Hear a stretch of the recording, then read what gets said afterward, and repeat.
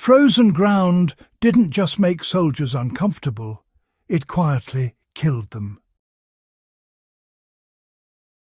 Long before hypothermia took hold, frozen ground did its damage slowly. Heat bled out of the body through contact, circulation dropped, sleep became shallow, and recovery stopped happening. In World War II, thousands of soldiers discovered that surviving the night mattered more than fighting the next day. Gear failed, sleeping bags froze stiff, and dugouts collapsed. Those who lived learned one truth quickly. You don't sleep on frozen ground. You sleep above it, away from it, and never directly against it.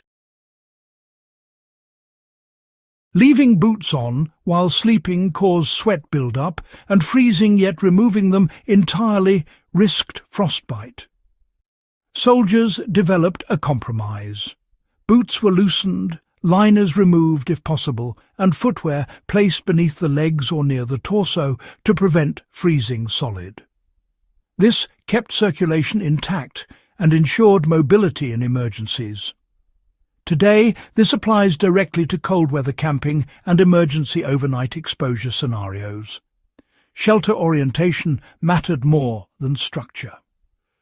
Soldiers quickly learned that sleeping against wind direction was deadly. Even shallow depressions or low walls drastically reduced heat loss when positioned correctly. Trenches were modified so sleeping positions sat perpendicular to wind flow rather than facing it. This principle still applies when selecting campsites or emergency shelters, blocking wind beats, adding layers every time.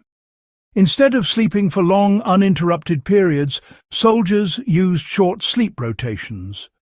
Waking briefly to move, adjust layers, or restore circulation prevented dangerous drops in body temperature. This technique was especially common in extreme cold, where deep sleep increased risk. Today, this method remains relevant for winter survival situations where continuous sleep is unsafe. Moisture control determined survival. Sweat froze. Breath condensed. Damp clothing killed insulation. Soldiers learned to vent heat before sleeping, dry garments if possible, and never seal themselves into moisture-trapping layers. This discipline separated veterans from replacements. Modern outdoor gear often hides this lesson behind technology, but the principle remains unchanged. These techniques weren't clever tricks.